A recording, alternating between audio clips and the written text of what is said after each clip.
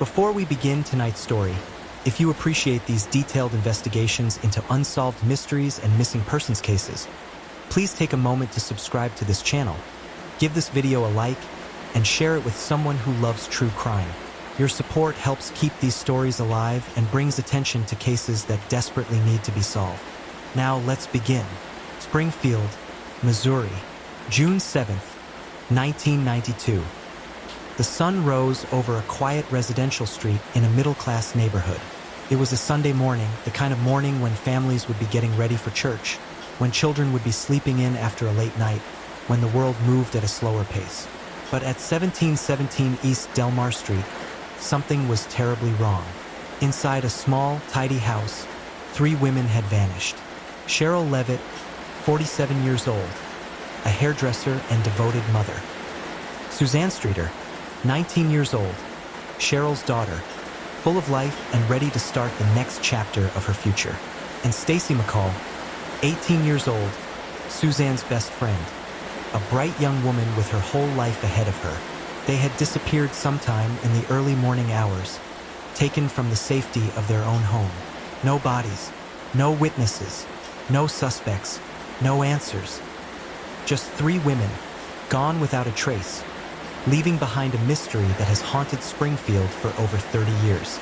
This is the story of the Springfield 3, a case so baffling that it has defied every attempt to solve it. A case where the evidence points in a dozen different directions and yet leads nowhere. A case that asks a single chilling question.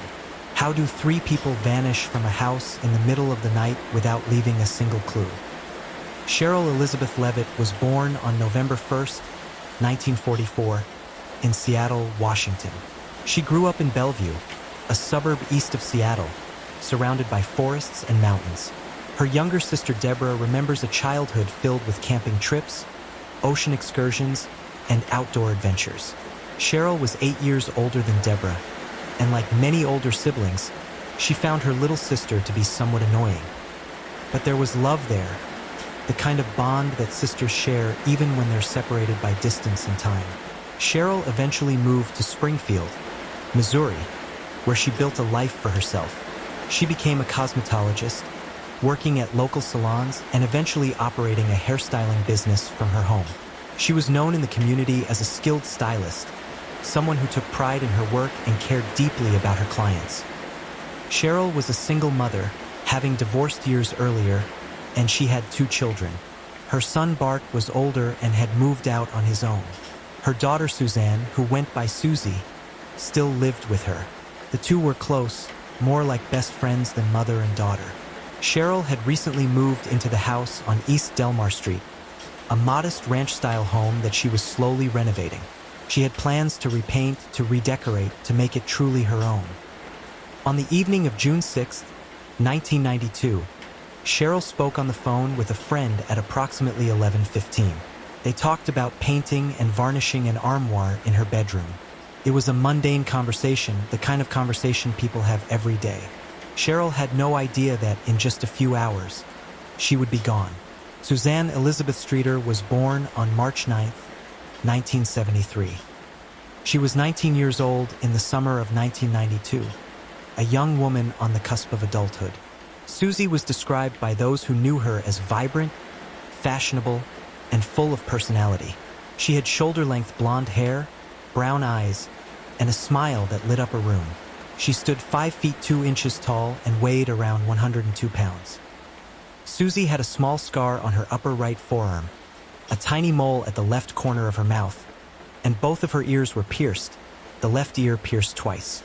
These were the distinguishing features that would later be listed on missing persons flyers, the details that might help someone identify her if she were ever found. Susie worked at a local movie theater and had recently graduated from Kickapoo High School. Well, not quite graduated. The graduation ceremony was scheduled for June 6, 1992, and Susie was excited. She had big plans for after graduation. She wanted to celebrate with her friends, to party, to mark the end of one chapter and the beginning of another. Susie had recently moved back in with her mother after living elsewhere for a time. She and Cheryl had a strong relationship. They were close in a way that not all mothers and daughters are. Susie was excited to show her best friend Stacy her new room, and especially her new king-sized waterbed, a graduation present she had just received. That waterbed, that room, that house on Delmar Street. It should have been a place of celebration and new beginnings. Instead, it became a crime scene. Stacy Kathleen McCall was born on April 23, 1974, making her 18 years old in June of 1992. She was born and raised in Springfield, the youngest of 3 siblings, with an older sister and brother. Stacy grew up in a middle-class family. Her father, Stuart McCall, worked in the automotive industry, and her mother, Janice, was a devoted parent who cared deeply for her children. Stacy attended Kickapoo High School, the same school as Susie Streeter. The 2 girls were best friends, inseparable in the way teenage girls often are. Stacy was popular among her peers, known for her outgoing personality and infectious smile. She loved dancing and was an accomplished athlete, playing softball and running track. During her senior year, she was elected to the homecoming court, a recognition of how well-liked and respected she was by her classmates. Stacy had plans for the future. She intended to attend Missouri State University in the fall, pursuing a degree in business. She was responsible, reliable, the kind of young woman who called her mother to let her know where she was and when she'd be home. Stacy had a bright future ahead of her. She just needed to get through one more night of celebration, one more evening with her best friend, before the real world began. She never got that chance. June 6, 1992, was graduation day for the Kickapoo High School class of 1992. The ceremony took place at 4 in the afternoon at the Hammond Student Center on the campus of Southwest Missouri State University, now known as Missouri State University. Hundreds of students walked across the stage, receiving their diplomas, posing for photographs, celebrating with their families. Susie Streeter and Stacy McCall were among them. After the ceremony, both girls went home to their respective families. Susie had photographs taken at her mother's house on Delmar Street with her friend Nigel Kinney. Stacy went home and had photographs taken with her graduation cake. Her parents gave her a Cocker Spaniel puppy as a graduation present. The celebrations continued into the evening. Susie, Stacy, and another friend named Janelle Kirby had made plans to attend several graduation parties that night. The original plan was for all 3 girls to spend the night at Janelle's house in the nearby town of Battlefield, a small community just southeast of Springfield. The next morning, they planned to drive to Branson, Missouri, a popular tourist destination about 40 miles south, where they would meet other friends at Whitewater, a water park.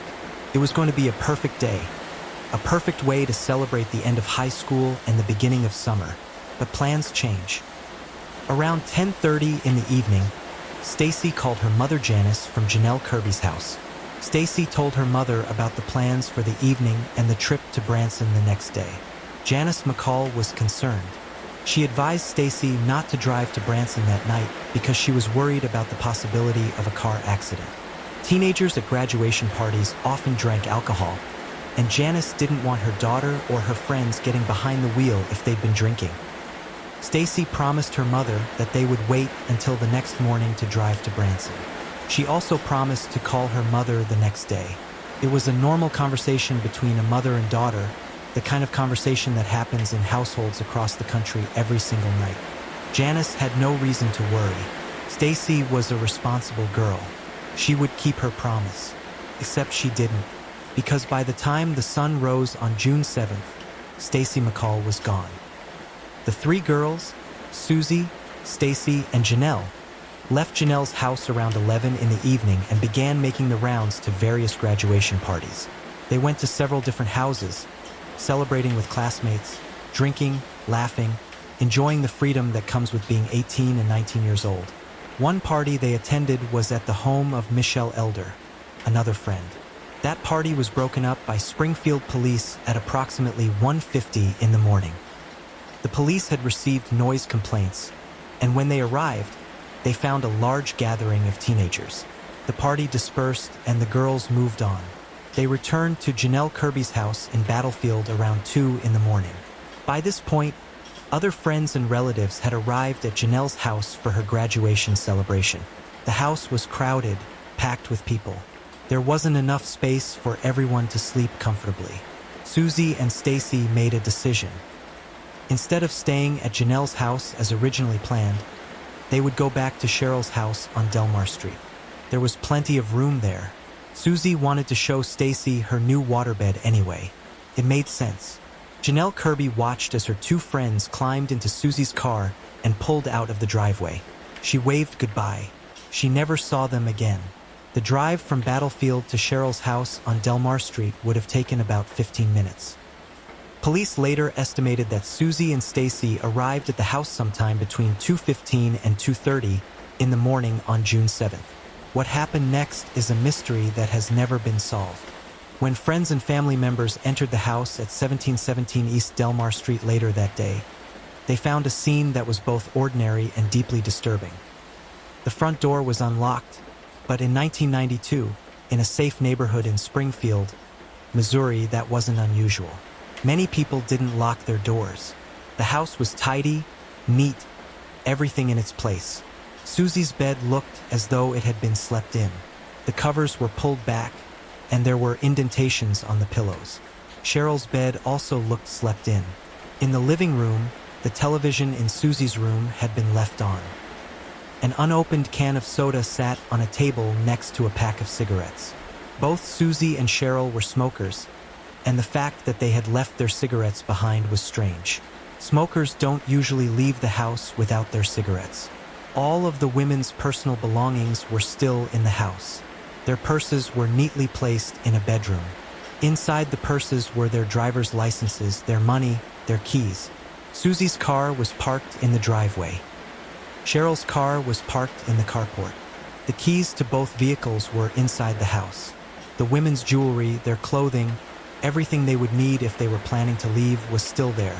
The only thing missing was the women themselves. And there was one other detail, one small piece of evidence that suggested something terrible had happened. The globe covering the porch light near the front door was shattered. Broken glass lay on the porch. It was the only sign of a struggle, the only indication that something violent had occurred. Inside the house, Cheryl's dog, a Yorkshire Terrier named Cinnamon, was found in the house. The dog appeared agitated, more nervous than usual. Cinnamon had been left behind, just like everything else. Whoever had taken the three women had left the dog. They had left the money, the cars, the purses, the keys, the cigarettes. They had taken only the women. And they had done it so quietly, so carefully, that no neighbors reported hearing anything unusual. No screams, no sounds of a struggle, no cars speeding away. It was as if the three women had simply vanished into thin air. But there was one more piece of evidence, one critical detail that might have provided a clue. There was a message on the answering machine in the house. Police believe that message might have contained information about the disappearance, possibly even the voice of the person responsible. But before police could hear the message, it was erased. One of the friends who entered the house that day, trying to be helpful, had listened to the messages on the answering machine and deleted them, thinking they were just routine calls. That message, whatever it contained, was lost forever. The contamination of the crime scene didn't stop there. By the time police arrived at the house later that day, between 10 and 20 people had already been inside. Friends, family members, concerned neighbors, they had walked through the house, touched things, moved things. Some had even cleaned up, sweeping the broken glass from the porch, tidying the rooms, emptying ashtrays. They were trying to help, trying to make sense of what had happened, but in doing so, they destroyed potential evidence. Fingerprints, DNA, trace evidence that might have pointed to the person responsible, all of it was compromised or lost. The crime scene, if it even was a crime scene at that point, had been irreparably damaged.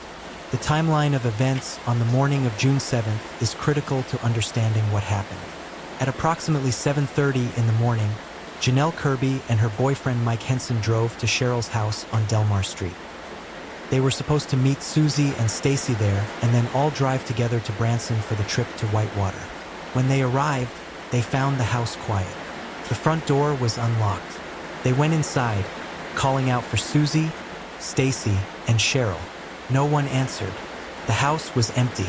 Janelle and Mike looked around, trying to figure out where everyone had gone. They saw the purses, the cars, all the personal belongings. It didn't make sense. Where were they? Janelle tried calling other friends, thinking maybe the women had left early or gone somewhere else. While they were in the house, the phone rang. Janelle answered it. On the other end of the line was a man's voice, making sexual and obscene comments. Janelle hung up immediately. The phone rang again almost immediately. Again, it was the same man making the same kind of disturbing remarks. Janelle hung up again. She would later tell police that the calls were unsettling, but she didn't think much of it at the time. Susie had mentioned receiving prank calls at the house before, and Janelle assumed this was just another one. Janelle and Mike left the house and went to Branson as planned, thinking that maybe Susie, Stacy, and Cheryl would show up later. But they never did. As the hours passed, concern grew. Stacy's mother, Janice McCall, was expecting a call from her daughter. That call never came. Stacy was supposed to check in to let her mother know she was okay, but the phone remained silent. By mid-afternoon, Janice McCall decided to drive to Cheryl's house to see what was going on. She arrived at the house around 2:30 in the afternoon. She went inside, just as Janelle and Mike had done hours earlier. She saw the same scene: the unlocked door, the personal belongings, the cars, no people.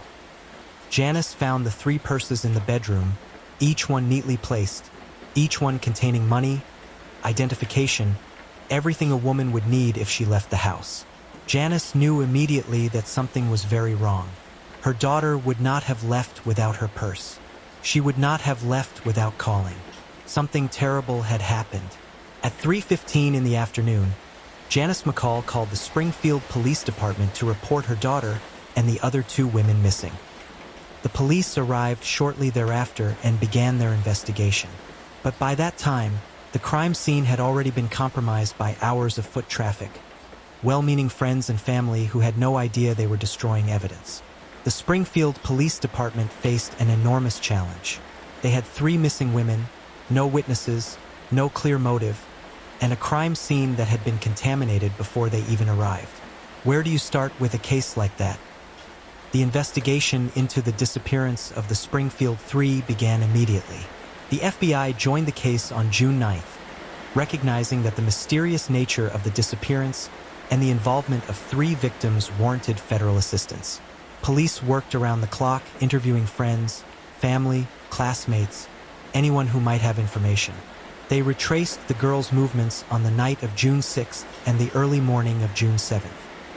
They spoke to everyone who had been at the graduation parties. They spoke to neighbors on Delmar Street, asking if anyone had seen or heard anything unusual. No one had. The neighborhood had been quiet. No one reported seeing any unfamiliar vehicles. No one heard screams or sounds of a struggle. It was as if the 3 women had been spirited away by ghosts. Police also began searching for the women. Volunteers from the community joined law enforcement in massive search efforts. They combed through rural areas surrounding Springfield, searching fields, woods, abandoned buildings. They searched Lake Springfield, bringing in divers to check the depths. They expanded the search to nearby towns like Forsyth, Joplin, Stockton, and Cassville. They distributed missing persons flyers throughout the region, plastering the faces of Cheryl, Susie, and Stacy on every available surface. Local businesses displayed the flyers in their windows. The images of the 3 women, frozen in time from 1992, became a haunting reminder of the mystery that had gripped the city. But despite all the effort, despite the thousands of hours spent searching, despite the hundreds of volunteers who dedicated their time, nothing was found. No bodies, no clothing, no evidence. The 3 women had simply vanished. As the investigation continued, tips began pouring in. The Springfield Police Department received thousands of leads over the following weeks, months, and years. Some tips seemed promising. Others were clearly false or based on speculation. One of the earliest and most intriguing tips came on December 31st, 1992, 6 months after the disappearance. A man called the America's Most Wanted hotline with information about the case. The caller spoke to a switchboard operator and indicated that he had knowledge about what had happened to the women. The operator attempted to transfer the call to Springfield investigators so they could speak directly with the man, but when the transfer was attempted, the call was disconnected. The caller never called back. Police described the caller as someone who had prime knowledge of the abductions, suggesting that he knew details that had not been made public. They publicly appealed for the man to contact them again, but he never did. To this day, no one knows who that caller was or what information he possessed. Was he the person responsible, calling to taunt the police? Was he a witness who saw something but got cold feet about coming forward? Or was he just another person seeking attention, claiming to know more than he actually did? The mystery of that phone call has become part of the larger mystery of the case itself. Over the years, several individuals emerged as potential suspects. Some were investigated thoroughly, others were dismissed quickly, but a few names have remained at the center of speculation and investigation for over 30 years. One of those names is Robert Craig Cox. Robert Craig Cox is perhaps the most talked about suspect in the Springfield 3 case, though police have never officially named him as a suspect. Cox was born and raised in Springfield. He had joined the Army and became a Ranger, but his military career was cut short after he was involved in violent incidents. In 1985, Cox pleaded guilty to kidnapping and assault with a deadly weapon in California. He had stalked and kidnapped 2 women in separate incidents. Both women managed to escape and testified that they believed Cox intended to kill them. He was sentenced to 9 years in prison and was dishonorably discharged from the Army. While serving that sentence, Florida authorities charged Cox with the 1978 murder of Sharon Zellers, a 19-year-old woman who worked at Walt Disney World. Zellers had been found beaten to death in a motel room in Orlando where Cox and his family had been staying. The evidence against Cox was weak. He had a cut on his tongue, and hair and blood samples found near the victim were compatible with his, but the case was largely circumstantial. Nevertheless, Cox was convicted of first-degree murder in 1988 and sentenced to death. He was sent to Florida's death row, where he was housed near infamous serial killer Ted Bundy. But in 1990, in a rare ruling, the Florida Supreme Court reversed Cox's conviction. The court ruled that the evidence had created only a suspicion of guilt and was not sufficient to support a conviction. Cox was acquitted and released from death row. He was sent back to California to finish serving his sentence for the earlier kidnapping and assault convictions. He was released from prison in December 1990.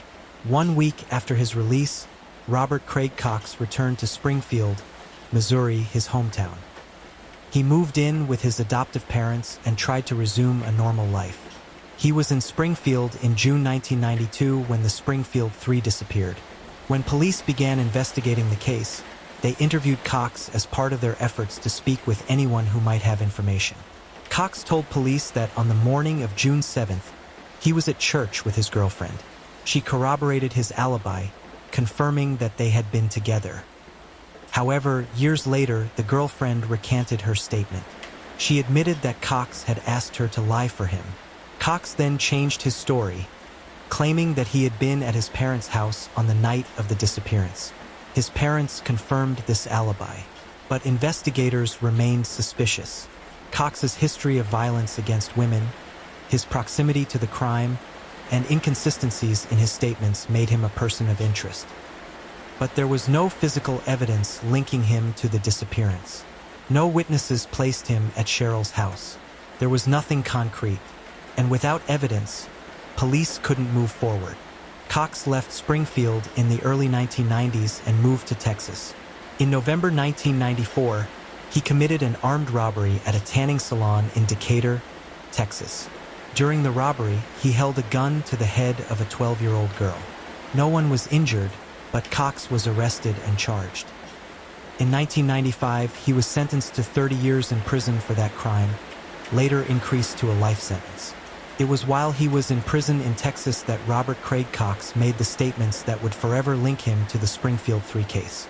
In January 1996, Springfield police traveled to Texas to interview Cox in prison. During those conversations, Cox was described as friendly and affable, but he also told investigators things about the disappearance that they found disturbing. Cox implied that he had knowledge of what had happened, though he stopped short of confessing. He told police things that made them say they couldn't eliminate him as a suspect. Later that year, Cox gave an interview to a reporter from the Springfield News leader named Dennis Graves. During that interview, Cox made a chilling statement. He said, "I just know that they are dead. That's not my theory. I just know that. There's no doubt about that." When asked directly if he had abducted the women, Cox responded, "That's a frivolous question. Obviously, I'm going to say no." Cox also stated that the women had been murdered and buried in Springfield and that their bodies would never be recovered. He told the reporter and later told authorities that he would disclose what happened to the 3 women after his mother died. His mother is still alive today. Cox remains in prison in Texas, serving his life sentence. He is eligible for parole in 2025. Over the years, Cox has continued to taunt investigators and journalists, dropping hints, making vague statements, but never providing concrete information. Many people believe Cox is responsible for the disappearance of the Springfield 3. They point to his history of violence, his presence in Springfield at the time of the crime, and his own statements suggesting he has knowledge of the case. But others believe Cox is simply seeking attention, trying to build a mystique around himself, trying to make his life seem more significant than it actually is. Police have stated publicly that they do not believe Cox has any credibility. Without evidence, without a confession, without anything more than his own words, Robert Craig Cox remains a person of interest but not a confirmed suspect. Another name that has surfaced repeatedly in connection with the case is Gerald Carnahan. Carnahan was a well-known figure in Springfield, a businessman with a dark side. In 1985, a young woman named Jackie Johns disappeared from her car on U.S. Highway 160. Her purse and keys were left inside, and the driver's door was open. Her body was found later in Lake Springfield. She had been beaten to death. Carnahan was named as a suspect in her murder, but he was not charged at the time. In 1987, another young woman named Debbie Sue Lewis vanished under eerily similar circumstances. She disappeared from her car on the same highway. Her purse and keys were left inside. Her skeleton was discovered months later in Newton County. Carnahan was again named as a suspect but was never charged. In the spring of 1993, less than a year after the Springfield 3 disappeared, Carnahan was arrested after attempting to kidnap a woman from a sidewalk near Sunshine Street and Ingram Mill Road in Springfield. He served 2 years in prison for that crime. It wasn't until 2010, 25 years after the murder of Jackie Johns, that Carnahan was finally convicted of her killing. DNA evidence linked him to the crime. Some investigators and amateur sleuths believe Carnahan could also be responsible for the disappearance of the Springfield 3.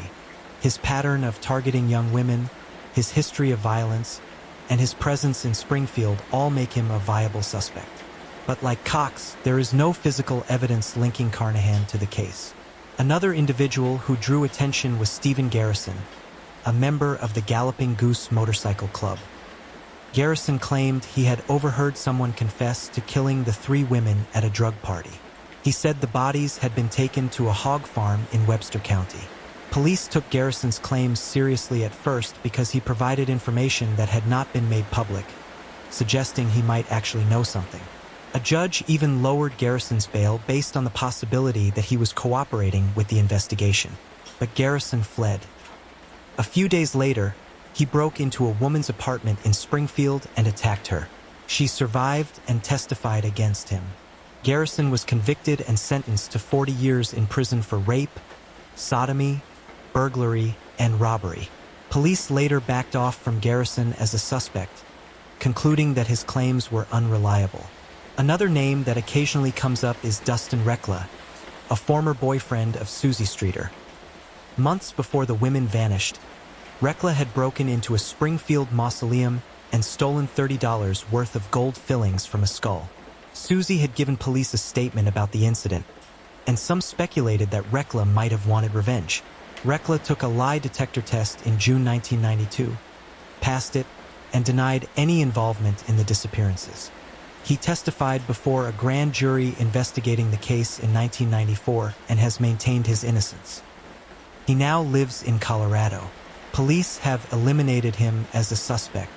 One of the most persistent theories about the case involves a serial killer named Larry Dwayne Hall. Hall was a Civil War reenactor who traveled throughout the Midwest in the 1980s and 90s. He was convicted of kidnapping and murdering 15-year-old Jessica Roach in 1993. Hall confessed to numerous other murders, though many of his confessions have been inconsistent and unreliable. Nearly all of Hall's alleged murders occurred during specific months: March, June, August, and September, correlating with the dates of Civil War reenactments. On June 6, 1992, there were 2 Civil War reenactments in Pleasant Hope, Missouri, located 30 minutes north of Springfield. Hall was known to attend such events. A former FBI operative named Jimmy Keene was tasked with befriending Hall in prison and gaining his trust. Keene reported that Hall admitted to specific details about many of his crimes, details that only the killer could have known. Hall also supposedly had a map of his victims, though that map has never been found. Some people believe Hall was responsible for the disappearance of the Springfield Three. A witness reported seeing a blonde woman driving an older Dodge van on the morning of June 7th, with a man in the back seat telling her not to do anything stupid. Hall owned a Dodge van that matched the description. However, police have investigated Hall thoroughly and have found no credible evidence linking him to the case. They believe his claims, like many of his other confessions, are unreliable. In 2007, a new lead emerged that captured widespread attention. A crime reporter named Kat Hebert received a tip that the bodies of the 3 women were buried beneath the south parking garage at Cox South Hospital in Springfield. The tipster claimed to have knowledge of the burial site, though police later stated that the tip came from someone who claimed to be psychic or to have had a dream or vision about the case. Baird invited Rick Norland, a mechanical engineer, to scan a corner of the parking garage using ground-penetrating radar. Norland's equipment detected 3 anomalies, roughly the same size, that he said were consistent with gravesite locations. 2 of the anomalies were parallel, and the other was perpendicular, as if 3 bodies had been buried there. The discovery sparked renewed interest in the case. Families of the victims, particularly Janice McCall, urged Springfield police to excavate the site, but police refused. They stated that the tip was not credible and that the parking garage had not even begun construction until September 1993, over a year after the women disappeared. They argued that excavating the parking garage would be extremely costly and that without reasonable belief that the bodies were actually there, it was illogical to proceed. Daryl Moore, a former assistant at the Greene County Prosecutor's Office, confirmed that the tip came from someone claiming to have psychic knowledge, further undermining its credibility. To this day, the parking garage has never been excavated. The 3 anomalies detected by the ground-penetrating radar remain a tantalizing but unproven lead. Some people believe the police made a mistake by not investigating further. Others believe the police made the right decision, that the tip was baseless and that excavating the garage would have been a waste of resources. The debate continues. In April 2003, another search took place on farmland south of Cassville, Missouri, based on tips received by investigators. Using backhoes, crews dug large holes in the ground, searching for any sign of the missing women. They found 2 pieces of possible evidence. One was a substance that might have been blood. The other was a section of a green vehicle, possibly a van. The green van was significant because several witnesses had reported seeing a green van in the area around the time of the disappearance. The blood evidence was sent to a specialized lab for testing, but the results were inconclusive. The vehicle section could not be definitively linked to the case. The search of the farmland yielded no further leads. Over the years, countless other searches have been conducted in various locations around Springfield and the surrounding area. Rural fields, wooded areas, abandoned properties, every place that seemed even remotely plausible has been checked and rechecked.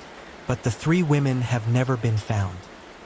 On January 1st, 1997, 5 years after their disappearance, Cheryl Levitt and Suzanne Streeter were declared legally dead. Stacy McCall was also declared legally dead. The declaration allowed their families to begin the painful process of moving forward, though it provided no closure. Their case files, however, remain officially listed as missing, not as homicides. This distinction is important because it means that police are still treating the case as a missing persons investigation, even though most people, including the police themselves, believe the women are dead. The families of the Springfield Three have endured unimaginable pain.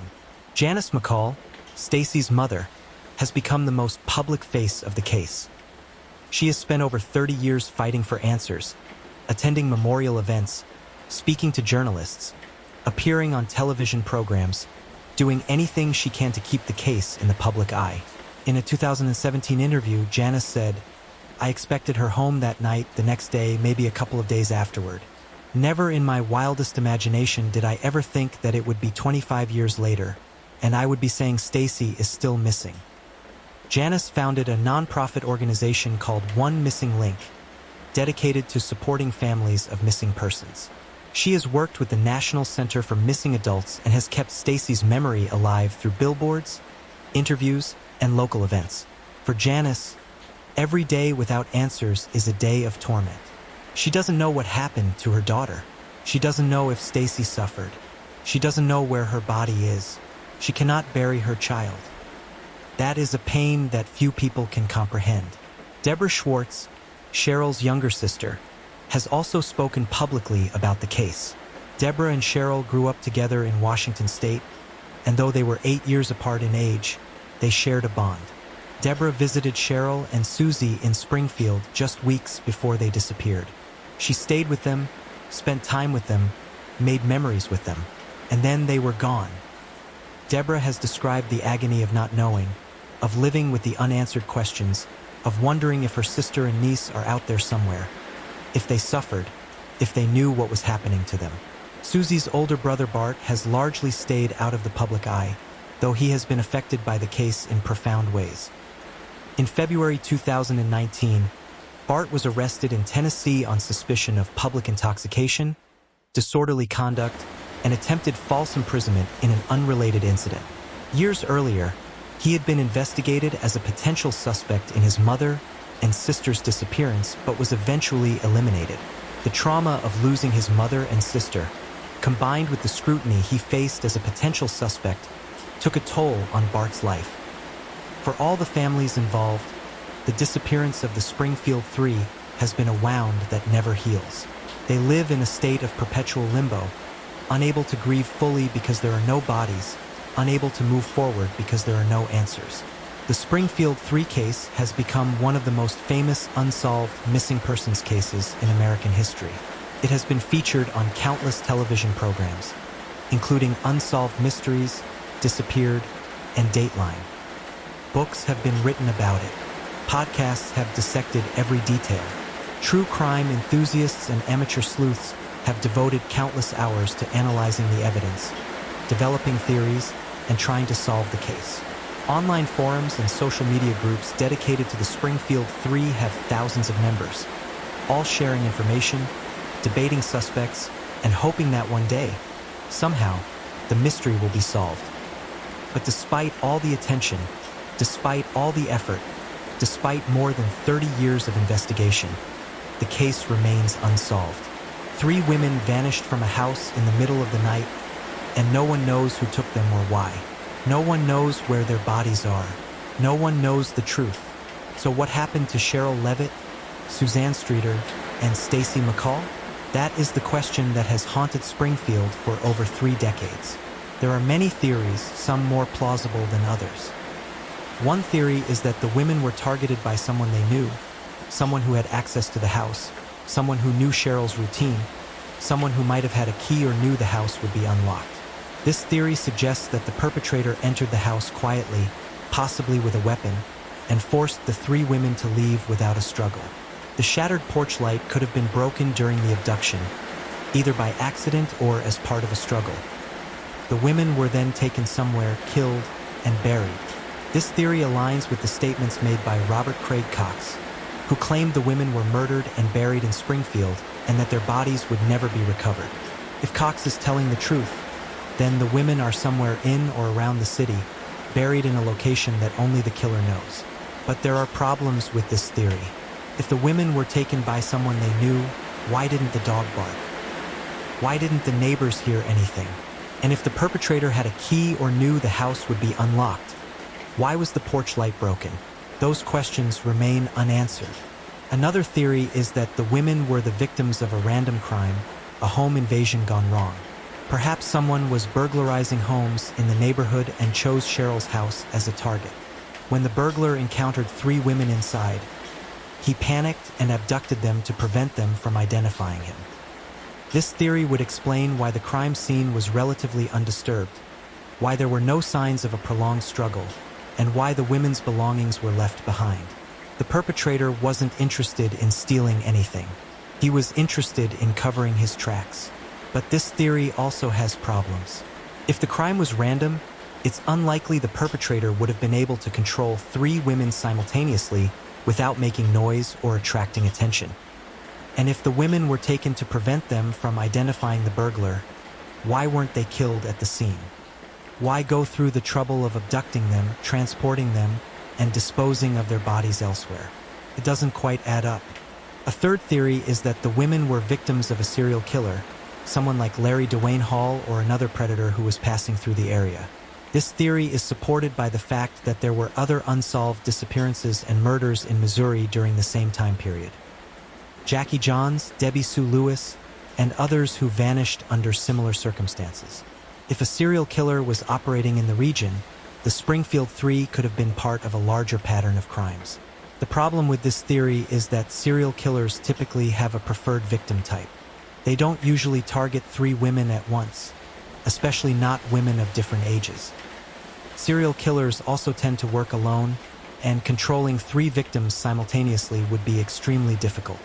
Unless the killer had an accomplice, it's hard to see how a single person could have abducted all 3 women without leaving more evidence behind.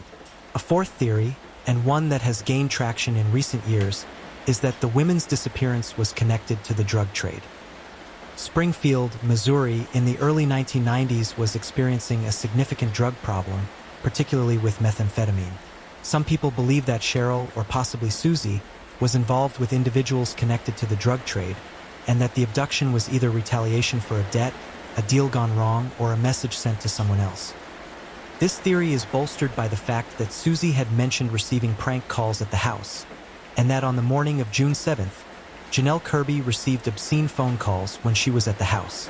Could those calls have been warnings? Could they have been connected to whatever happened that night? The drug theory is difficult to prove or disprove because much of the evidence surrounding it is anecdotal or speculative. Friends and family have denied that Cheryl or Susie were involved in drugs, though it's possible they were connected to people who were, either knowingly or unknowingly. If the abduction was drug-related, it's likely that the women's bodies were disposed of in a way that ensured they would never be found. Drug-related killings are often carried out by individuals with experience in violence and in covering their tracks. But again, there is no concrete evidence to support this theory. And then there is the simplest and perhaps most chilling theory of all, that the women were in the wrong time, that someone with violent intent was prowling the neighborhood that night, looking for an opportunity, that someone saw the house, saw that it was quiet, saw that it was vulnerable, and decided to act.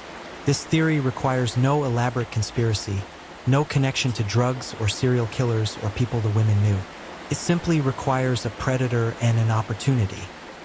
And on the night of June 6th and the early morning of June 7th, 1992, that opportunity presented itself.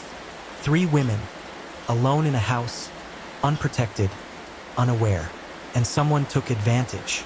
The truth is, we may never know what happened.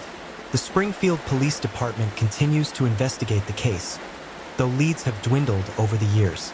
They receive occasional tips, and they follow up on anything that seems credible.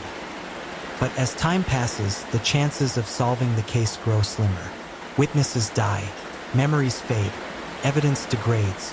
The window of opportunity for justice closes a little more with each passing year. In 2022, the 30th anniversary of the disappearance, renewed attention was brought to the case. Janice McCall organized a memorial event, and local media covered the anniversary extensively.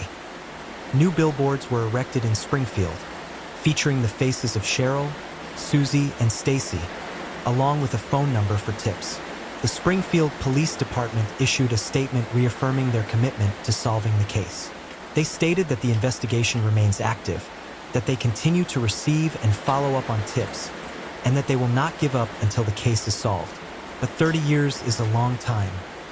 For Janice McCall, it's been 30 years of birthdays without her daughter, 30 years of holidays with an empty seat at the table, 30 years of wondering, hoping, grieving. For Deborah Schwartz, it's been 30 years without her sister and niece, 30 years of living with the knowledge that someone out there knows what happened, and they're keeping that secret. For the community of Springfield, it's been 30 years of looking over their shoulders, of wondering if the person responsible still lives among them, of feeling the shadow of an unsolved crime hanging over their city. The Springfield 3 case is a reminder of how fragile safety can be. It's a reminder that terrible things can happen to anyone, at any time, even in places that seem safe. It's a reminder that justice is not always served, that answers are not always found, and that some mysteries may never be solved. But it's also a reminder of the resilience of those who are left behind. Janice McCall could have given up decades ago. She could have withdrawn from public life, tried to move on, tried to forget. But she didn't. She kept fighting. She kept Stacy's name alive. She refused to let the case be forgotten. And because of her efforts, because of the efforts of families like hers, cases like the Springfield 3 remain in the public consciousness.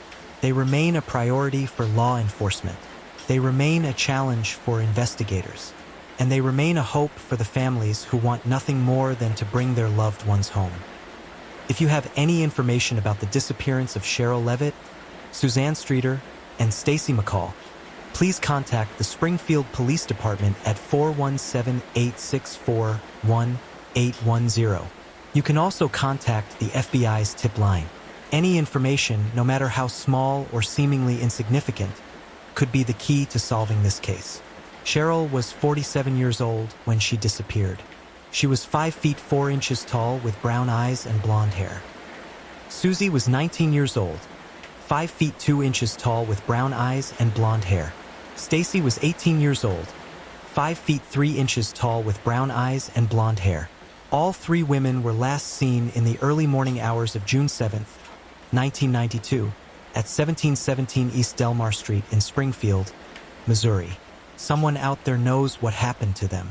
Someone out there has the answers that these families have been searching for. If that person is you, please come forward. Do the right thing. Give these families the closure they deserve. Help bring Cheryl, Susie, and Stacy home. The Springfield 3 case is one of the most baffling and heartbreaking unsolved mysteries in American history. 3 women, 3 lives, 3 families destroyed. All because of one terrible night. All because someone made a decision to take them, to hurt them, to hide them away. Whoever did this has lived with that secret for over 30 years. They have gone about their lives, perhaps raising families, perhaps holding down jobs, perhaps even living in Springfield, walking the same streets, shopping in the same stores, existing in the same community that they tore apart. And for 30 years, they have remained silent. But secrets have a way of coming to light. The truth has a way of emerging, even decades after a crime has been committed. Deathbed confessions, guilty consciences, slips of the tongue, advances in forensic technology. All of these things have solved cold cases that seemed hopeless. The Springfield 3 case may still be solved. It may take another 10 years or 20 years or 50 years, but it's possible. And as long as it's possible, there is hope. Hope for Janice McCall, who has spent more than half her life searching for her daughter. Hope for Deborah Schwartz, who wants to know what happened to her sister and niece. Hope for the community of Springfield, which wants answers and justice. Hope for the 3 women themselves, whose voices were silenced on a summer night in 1992, but whose memory lives on in the hearts of those who loved them and those who refuse to forget. Cheryl Levitt was a hairdresser, a mother, a sister, a friend.